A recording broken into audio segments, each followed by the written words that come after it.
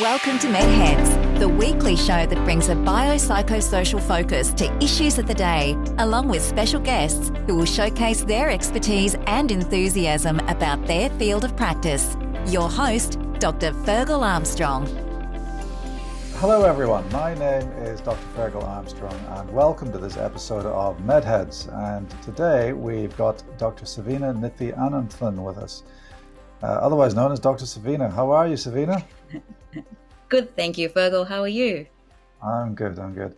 So I thought we'd introduce the concept of lifestyle medicine. So first of all, how would you define lifestyle medicine?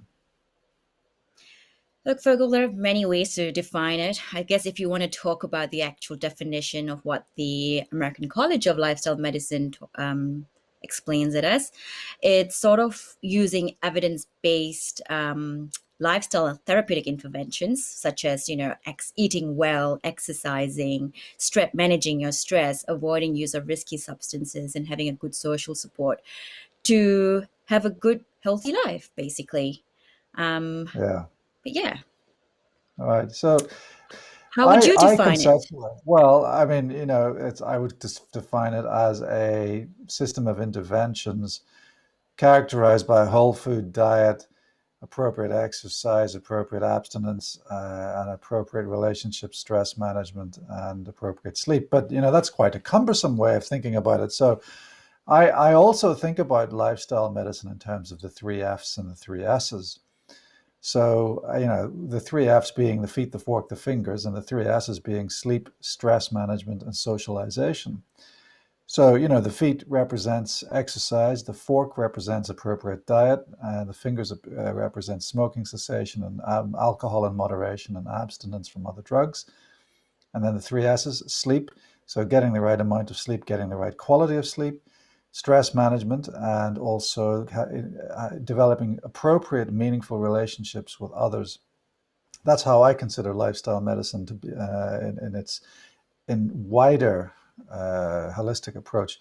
But I suppose it's a useful way of introducing the concepts of lifestyle intervention. So, what do you think of when we consider the three S's? Because you're Dr. Saveena, and I think you should be the one to describe the 3 S's. And I'll do you the could 3 do the 3 F's. F's, why not? Yeah. Well, I mean, look, I suppose I'll probably sort of take it to the concept of the blue zone. I'm not sure. I think you're aware of it, the whole blue zone Yeah. Well, idea. tell the viewers what the blue zone is. Yeah, it's really interesting. So basically, the one of the authors of National Geographic, Dan Buettner, he sort of sought out these 5 areas around the world where people were living more than 100 years old and they had no chronic disease. So no diabetes, no obesity, no, heart attacks, strokes. Amazing, right? And Yeah. what he found were these places sort of range from Kyoto in Japan to Sardinia in Italy, to California, like a Yeah. place in California, Loma Linda, I think it was. And Yeah. what they found was they all had similar ideas on how to live. And one of them, I guess, going back to my 3 S's, would be, I Yeah. suppose, they found that they kept their stress levels to a minimum, prioritized their life. Yeah. They had really good social support, good friendships, and they utilized these friendships and social support to get into exercise, which you would be talking about. And Yeah. the other thing they talk about is the importance of sleep. 7 to 9 hours of sleep. We don't get that very much these days, do you, Fergal, get 7 to 9 hours of sleep every night? I used to be a night owl. I used to be one of those people that would, stay up late and struggle to get up early in the morning. And that's certainly when I was younger. That would be how I would characterize my sleep. But as I get older, I now like going to bed early and I like getting up early. So I've actually changed, and I reflect upon that because I see a lot of younger patients, especially with mental health disorders and stress-related disorders, and they all have, the typical teenage delayed sleep phase disorder, and they're all night owls. But you're absolutely right to say that 7 to 9 hours sleep is the absolute sweet spot. So if you're getting less than 7 hours sleep a night, it's not good for your health. And if you're getting more than 9 hours sleep a day for yourself, it can actually represent, or it can be the harbinger of either physical or mental health problems.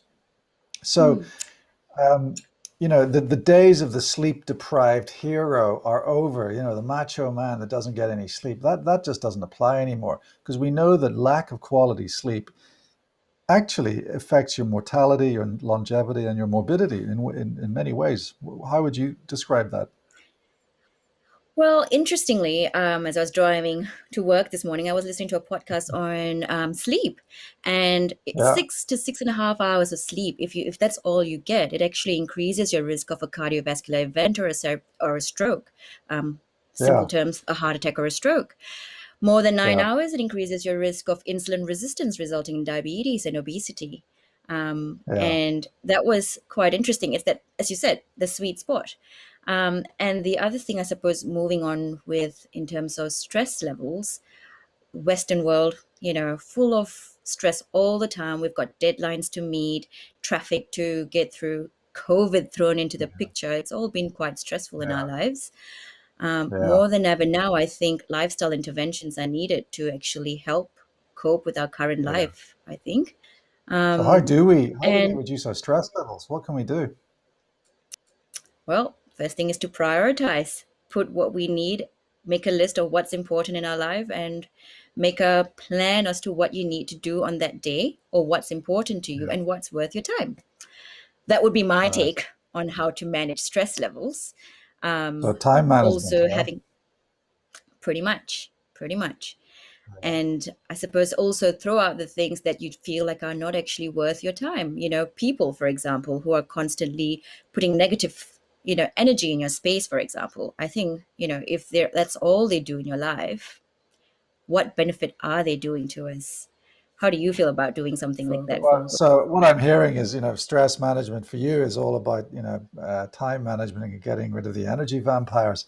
That's a very good start. But, what if the energy vampires in your life are your close relatives that you feel obliged to?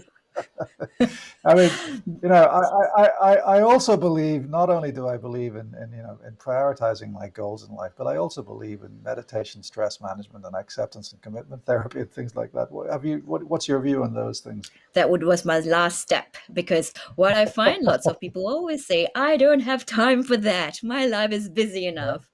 And yeah, and it's a lot about educating. And you know what, I'm guilty of that too. Like, I'm like now a mother, and I'm like, I've got no time for myself, just me time. And you think the last thing I need to do is to find time to do those therapies or find time for meditation. It's hard, but I think we come to that point when we realize that the stress is actually eating up and burning us down quickly. Imagine a candle that's burning, and yeah, efficiency of that candle burning, we're just burning really quickly. So if we can just yeah, set a bit of time for ourselves each day to, or even yeah, to start off with a few times a week, I think that will help find time to do what you actually suggested. The yeah, other thing I use for stress management actually is the gym. I love the gym. Um, yeah, Yoga works for some. Going for a high intensity class works for some. That works for me personally. I just, let go all my energy and my stress and everything at the gym and walk out feeling more refreshed. That's how I burn my stress levels. Um, yeah. at the same time, I get to do a bit of exercise. Two in You one. do, you do, you do, yeah. Yeah. So, I mean, Yeah. if we're talking about stress management and, you've mentioned yoga and you've mentioned meditation. When I was a young postgraduate, I used to think that just didn't work. I didn't believe in the value of talking therapies and meditation and I didn't believe in its therapeutic benefit. It's only after I read the studies that demonstrated actual structural brain changes that I really began to appreciate the absolute power of these interventions. So, we know that people who practice daily yoga, they have higher thicknesses or greater thicknesses in their prefrontal cortices, and they can manage pain. They've got a better pain tolerance than those that don't. So we know that people who meditate, are able to change the way that their descending modulation in their spinal cord works, so that they can actually they are more resilient. And another, I mean, the corollary of that is actually we also know that loneliness causes the same brain changes in people as does physical pain. So you cannot separate out the emotions, the environment, the psychology from the body, and trying to do so and trying to make them two separate, different, arts or disciplines is just false. It's a false division. It's a Cartesian division that no longer serves our understanding of the human body and mind. Hmm. I agree. But I suppose the other thing you got to think about. I mean, I'm pretty sure you've been in the same scenario, like in the last year, and I take it back to the pandemic that we're living through at the moment. Um, Hmm. you see more mental health. You see more people's diabetes control getting worse, people's weight increasing, and I Yeah, guess what do we have to say? It's been all the lockdowns, especially being Victorians. Spending so much of yeah, time in lockdown all of last year, the impact it's had on our mental health and physical health. So, case in point. yeah. Yeah, so I hear what you're saying about COVID, but I take it back further. I take it back to prehistory. So, when we were living in prehistory, our very survival depended on us being part of a greater tribe that would defend us from marauding animals, for instance. And to be ostracized from the tribe was literally a death sentence. And so that, for me, that deep-seated fear of ostracization triggers our loneliness response. And we also know that loneliness per se is a risk factor for death, for increased pain, for depression, for major cardiovascular disease events, strokes, Alzheimer's disease. All of these things, all of these physical problems are directly contributed to by social isolation, by the feeling of loneliness, by how we feel inside ourselves. So again, this is yet another example of how our attempts to separate out the mind from the body no longer work and no longer are able to fully explain our human condition and the suffering of our human condition.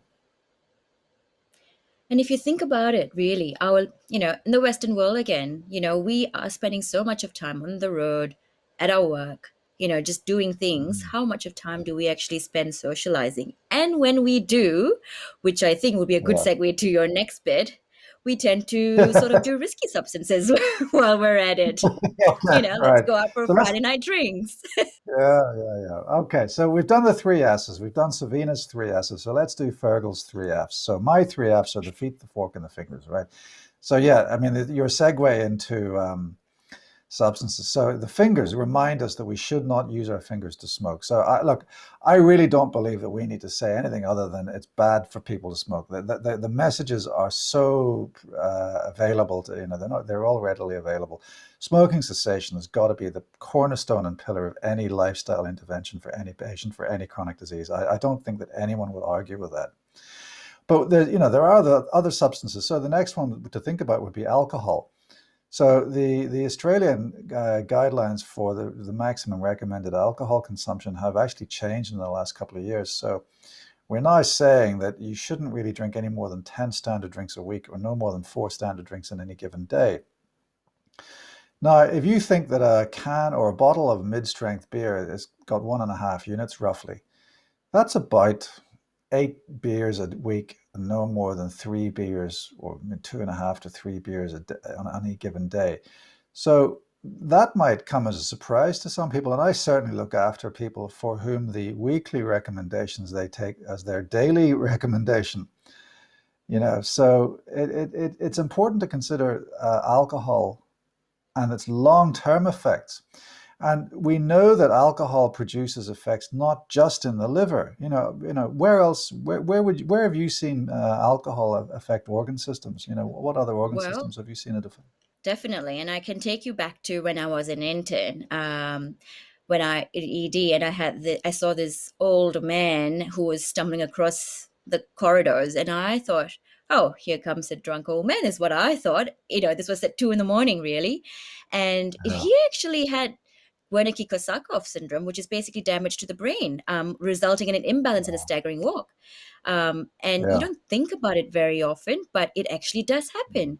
yeah, And that's one of the things. The other things that can happen is memory loss, trouble yeah, focusing, concentration. yeah, Um, you know, yeah, that would be some of the effects on the brain. Your yeah. heart failure. It can result in heart Heart failure, failure, difficulty breathing. absolutely. Yeah. Absolutely. So it's really important for people to understand that alcohol doesn't just cause disease in the liver, it causes disease in practically every organ system of the body. So that's why we say we need to limit our consumption down to 10 drinks a week and no more than 4 drinks on any given day. And then, of course, it's, I suppose it does go without saying that we, as lifestyle practitioners and physicians and advisors, should also advocate for the complete abstinence from other drugs, including, the lifestyle drugs like cannabis or speed or ecstasy or anything like that. So, we do need to say to people, look, it's not part of what we advise. And in fact, we advise against the consumption of these drugs. So those are the fingers. And then, of course, we come to the fork, diet. Now, diet, as you know, is a huge subject, but could I ask you to summarize your views on diet? So, a lifestyle diet is basically eating whole foods, plant Yeah, predominant yeah, foods. Basically, that's it, really. So, yeah, you yeah, know, how long are the gone are the days where you think carbs are bad? Complex carbs yeah, are actually really good for you. So, sweet potatoes, pumpkins, they're all pretty good yeah, carbs to have. They fill you up. So, carbs are yeah. actually not bad. They're not the enemy. They're not the enemy. Um, Yeah. And neither is fat. Fat's not the enemy. hmm, Yeah, fat I doesn't make agree. you fat. Trans fats are the enemy, but the saturated fats in a small amounts is not the enemy, but certainly trans fats are the enemy. But also other fats like MUFAs and PUFAs are very healthy for you. So what are MUFAs and PUFAs? So basically, they are good fats that you get from Yeah, eating, for example, chia seeds, and what else can you get them from? I'm having a olive oil, mind blank at the moment. Olive oil, yep. uh, yeah, Avocados, lots of avocado, canola, nuts. Yep, yeah, nuts, yeah. yeah, So we yes. can actually get a lot of healthy, nutritious food, from fats in our diet. So fats are not the enemy. I mean, there are a number of debates recently, aren't there? I mean, like eggs. It used to be said that eggs was always bad for you, and there was a study that came out that said if you had more than 5 eggs a week, you were much more likely to have diabetes and heart disease compared to people who only had 1 egg a week. But that's all changed now, hasn't it? What's the Yeah, pretty much. what's the issue with eggs? I think basically eating in moderation is the idea behind it, not overdoing it, Yeah, not underdoing it. yeah, Yeah. So if you're yeah, having, 3 to 4 eggs a day, every day, that is a lot. You yeah, do need eggs. You do get your protein from it too. So no, I yeah, wouldn't say eggs are yeah. are a bad thing too. They are not the enemy either. What about processed meat? What about the salamis, the bacons, the dried meat, the jerky, all that kind of stuff? Well, Fergal, I think the idea with food, I guess to summarize it, because I guess, just knowing in the interest of time, we're also going through. If you can't, the idea is that if you can't visualize that, where that food came from, and if you can't just imagine the steps that it's gone through, it's probably not worth going into your tummy. I think that's basically the idea. So you can imagine Yeah, bacon, salamis, your prosciuttos. I can't even imagine the processes they would have gone through, the amount of processing would have gone through. Definitely unhealthy. That would be the yeah. take home thing I But would say. we also know that processed meat, red processed meat, is actually a WHO class 1 carcinogen. It causes Yes. cancer. Hmm. And we also know that red meat, also is a suspected carcinogen and may cause cancer. And we also know that the substitution of meat for nuts, for MUFAs and PUFAs, and for whole grains actually reduces your risk of of diabetes. So a reduction in red meat is actually beneficial for the management of diabetes, isn't it? Definitely. And bowel cancer. I remember in med Yeah, school, it was ingrained in my head. Men, red meat intake, low fiber intake, risk factors for bowel cancer. Yeah. yeah, yeah. So we've talked about red meat, we've talked about eggs, we've talked about emphasizing, a plant-based diet. We've talked about a whole food diet. But look, it's not necessarily a single. I don't think it's important to single out a specific food group. I think it's important to identify a pattern of eating. So there are a number of diets that advocate patterns of eating, but the Mediterranean diet's got good evidence both for primary and secondary prevention, hasn't it? Definitely. And there's a lot of studies to back that up. Yeah, It yeah, reduces a risk of heart disease and diabetes, yeah, improves yeah, longevity and life expectancy. yeah, So, yeah. and it's not a And hard diet also, to follow, to be honest. no. So how would you characterize the Mediterranean diet? Well, I guess, in terms of a Mediterranean diet, lots of grains, your Yeah, moofas and poofas, having yeah, little red meat, and having your carbs, but having your healthy amount of carbs and um, your complex carbs, but to a smaller extent. yeah, yeah. And of course, olive oil, we're in the Mediterranean Oh, area, so yes, of course. yeah, we need to think about olive oil as well. Yeah. So we've talked about diet. We've talked about the benefits of diet for primary and secondary prevention. Now let's move on to exercise. How much, and that's the feet. So the final F is the feet. So how much exercise should people be doing? Usual guidelines: 150 minutes a week. You can break it up however you like to break it up. 30 minutes 5 times a week. I think lots of people would have heard lots of doctors recommending that. And if they Hmm. can't do 30 minutes 5 times a week, break it up to 2 sessions of 75 minutes a week. That's the Yeah, general guideline. But I guess in the end, it comes down to what exactly are we aiming for, isn't it, Virgo? Did you want to yeah. elaborate on that based on studies, I Well, suppose? well, the bottom line is the best exercise is the exercise that someone's going to do. So we know that there's a kind of a linear relationship between how active people are and a reduction in their risk of cardiovascular disease and diabetes. We also know, however, that you can't exercise your way out of a bad diet. So if you're trying to lose weight, then you need to actually use exercise in conjunction with improvements in diet. But if we're just focusing on exercise, I recommend 150 minutes a week, as you say, of brisk walking. And people ask me, well, what does brisk walking mean? And I say, well, it means that you can walk and talk, but you cannot walk and sing. So when you're at that level of intensity, that's what most people should be aiming for, as you say, 30 minutes, 5 times a week, or 150. But we do know that the more you do, there is a little bit more of a benefit to when you get to 300 minutes, but more than 300 minutes of exercise per week, you tend to get a plateauing of the intensity benefit ratio. But I think then there's also the issue of high intensity exercise that we can talk about as well. There is a lot of evidence to suggest that actually being very, very intense in your exercise, but actually for small amounts of time, does also have its own unique health benefits. But we will have to talk about that in another video because unfortunately, Saveena, we have run out of time. So I Yes, we want to have. thank you for joining me today, and I look forward to speaking with you again very shortly. Dr. Saveena, Likewise. thank you very much. My name's Dr. Ferghal Armstrong. Thanks for watching, and we'll see you next time.